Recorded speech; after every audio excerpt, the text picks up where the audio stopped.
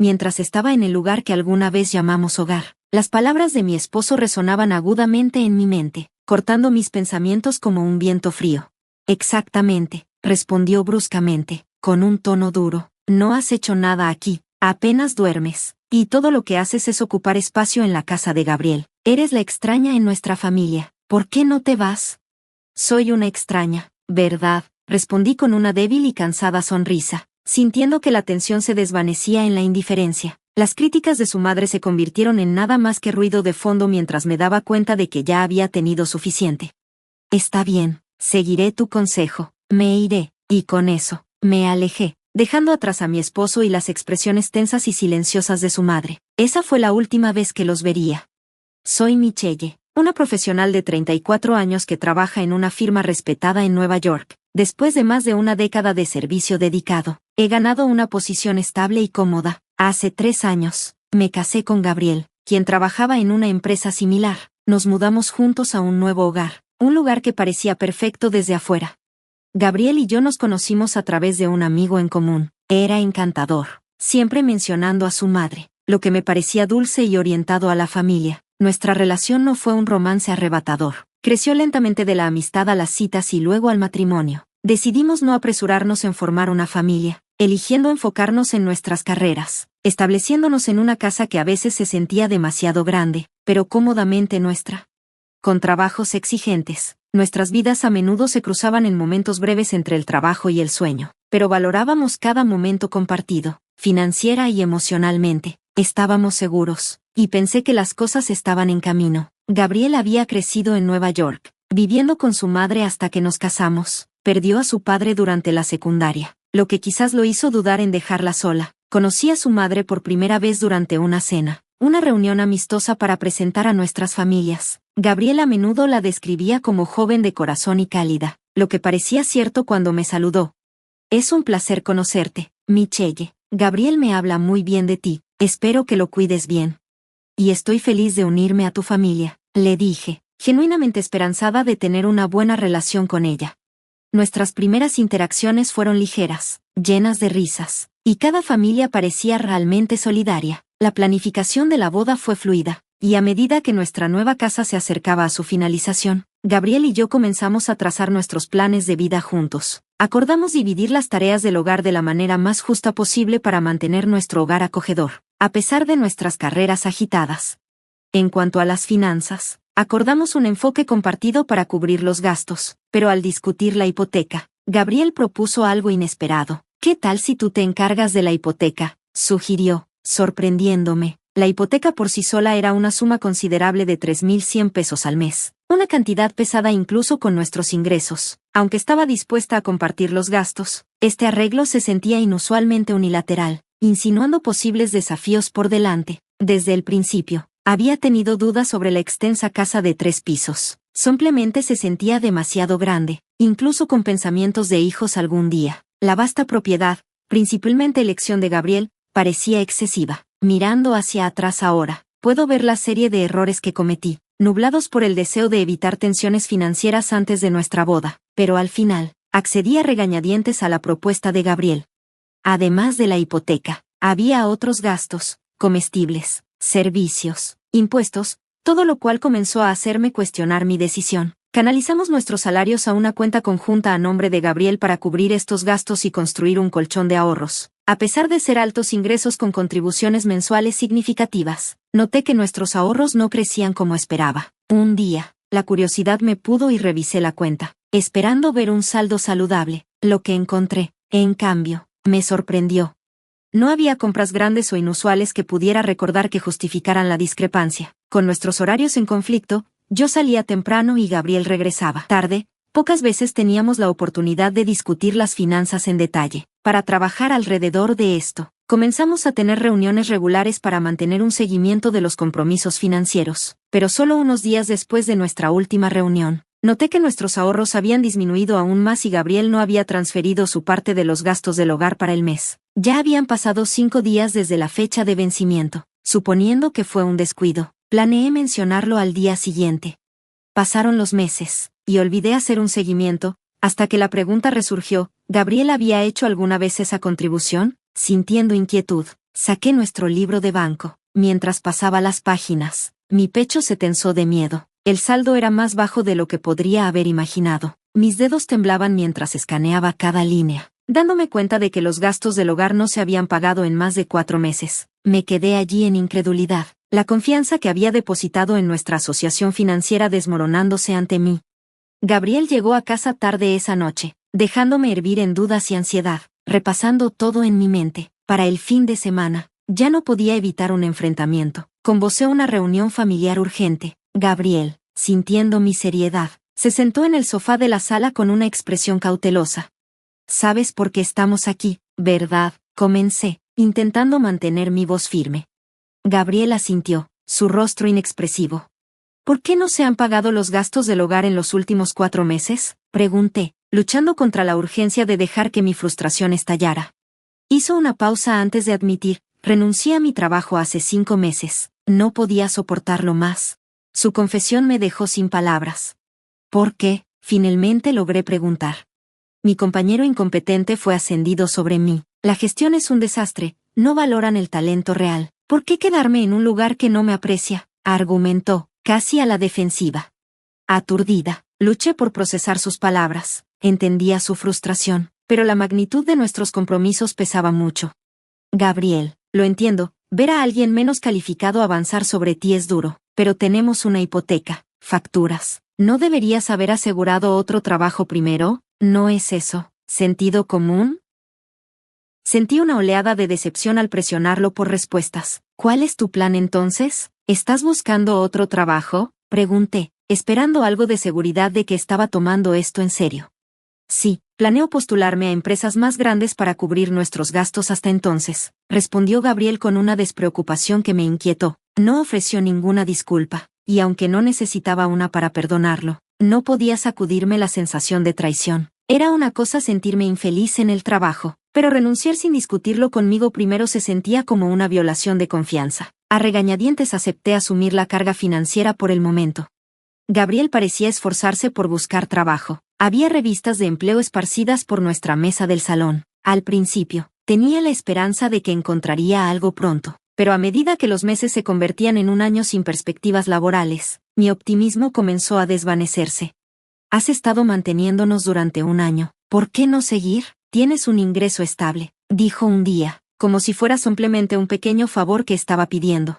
Ya estirándome al máximo con la hipoteca y los crecientes costos de vida, sentía el peso de nuestra situación. Tomé horas extras y trabajé los fines de semana. Mis días se fusionaban en un borrón agotador. Estaba privada de sueño y a menudo me sentía desorientada, apenas logrando mantenerme en pie. Una mañana, casi me desmayé en el tren hacia el trabajo. Los comentarios desinteresados de Gabriel comenzaron a sentirse más como desestimaciones de mis esfuerzos que como bromas ligeras, y me encontré cuestionando los cimientos mismos de nuestro matrimonio.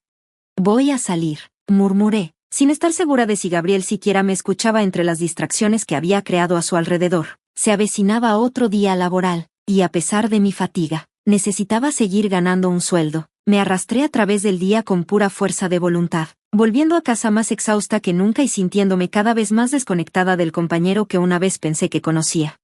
Cuando llegué a casa, ya eran más de las 9 p.m., y la oscuridad envolvía el mundo exterior. «Ya llegué», llamé cansadamente al entrar por la puerta principal. Justo en la entrada, vi un montón de cajas de cartón, viejas y mal empacadas. Nada que ver con cajas de entrega estándar.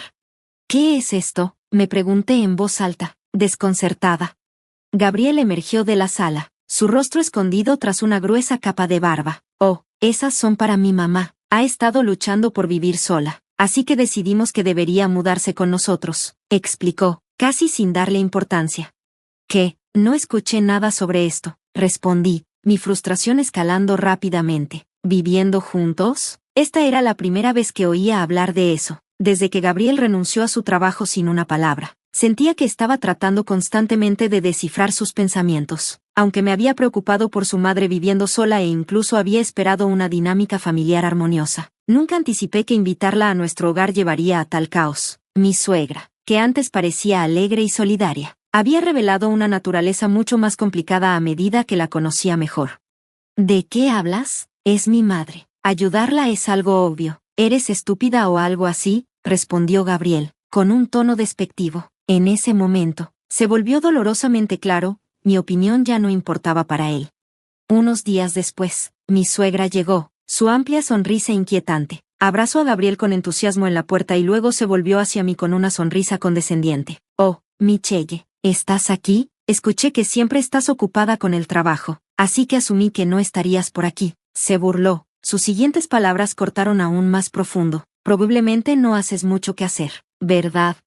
Ese comentario cayó como un peso pesado en mi ya frágil corazón. Lidiar con mi maliciosa suegra y un esposo desempleado me había llevado a mi límite. No podía imaginar un futuro esperanzador con este nuevo arreglo. Cada vez que llegaba tarde del trabajo, ella me reprendía. «¿Qué haces que no cuidas de la casa? Estás fracasando como esposa». Gabriel, en lugar de defenderme, hacía eco de sus sentimientos. «Te estoy dejando vivir en mi casa, así que al menos haz el quehacer». La respuesta ideal habría sido resaltar su falta de contribución, pero sabía que eso solo llevaría a más insultos y dolor emocional. Estaba demasiado agotada para discutir. Mi suegra se pasaba el día tirada en la casa, ignorando abiertamente cualquier quehacer como si estuviera por debajo de ella. Mientras tanto, Gabriel se había vuelto complaciente, acostumbrándose tanto a ser cuidado que las revistas de búsqueda de trabajo que antes llenaban nuestra sala habían desaparecido. En medio de esta tensión, mi trabajo se convirtió en mi refugio. Era más que una fuente de ingresos. Era una escapatoria de la amarga realidad que enfrentaba en casa. Mi intensa concentración en el trabajo podría parecer extraña para otros, pero era mi única forma de sobrellevarlo. Sumergirme en mis responsabilidades proporcionaba un alivio temporal de la discordia que me esperaba cada noche. Desde que me casé, mi vida había caído en una rutina agotadora que me dejaba sintiéndome cada vez más aislada. A pesar de que nuestro matrimonio aún era nuevo, las miradas preocupadas de mis colegas se habían vuelto más frecuentes. Apreciaba su moderación al no comentar, temiendo que cualquier muestra de simpatía pudiera romper la delgada capa de compostura que luchaba por mantener.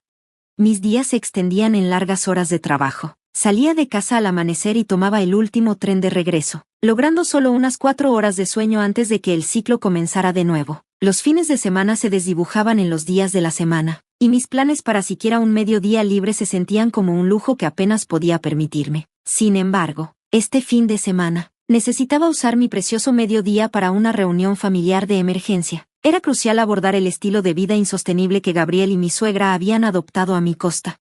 Mis ahorros estaban disminuyendo rápidamente. Habían desarrollado un gusto por las comidas lujosas como filetes y caviar durante el día y hasta comenzaron a hacer excursiones juntos. Temía que estas salidas pronto pudieran escalar en viajes internacionales. Había estado contribuyendo con fondos adicionales a nuestra cuenta conjunta para cubrir los gastos de vida, pero después de presenciar sus gastos extravagantes, decidí transferir solo lo mínimo necesario para evitar sobregirar la cuenta. La sombra de la ruina financiera se cernía sobre nosotros y sus gastos continuaban sin control. Así que allí estábamos, los tres reunidos en la sala un fin de semana. La actitud amigable y genuina que alguna vez proyectaron se había desvanecido, reemplazada por sombras mientras miraban los documentos financieros que había esparcido sobre la mesa de café. «¿Qué es todo esto, Michelle?», demandó mi suegra, entrecerrando los ojos ante los papeles. «¿Qué intentas decir con todo esto?».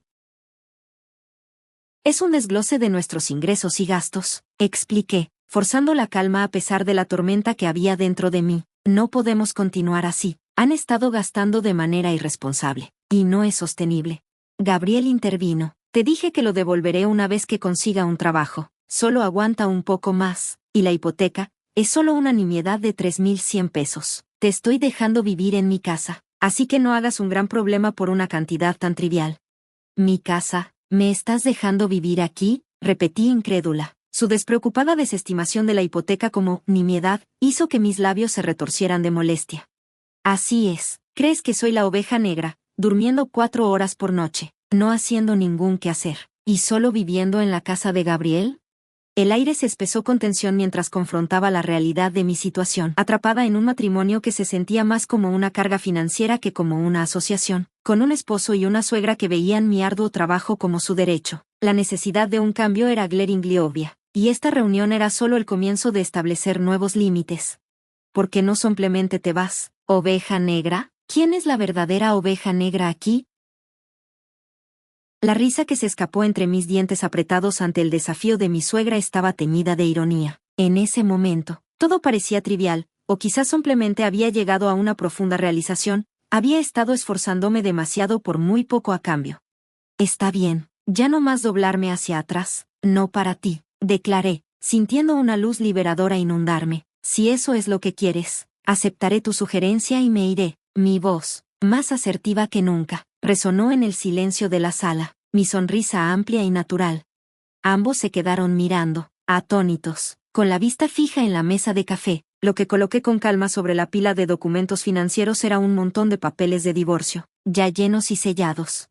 Aquí, firma estos. Hará que tu mamá se sienta más segura, ¿no? Dije, entregándole un bolígrafo a Gabriel. Él dudó, su madre a su lado sonriendo de manera extraña, satisfecha, empujándolo a firmar. Me mudaré en un mes, no te preocupes, presentaré esto en la corte tan pronto como esté acomodada en otro lugar.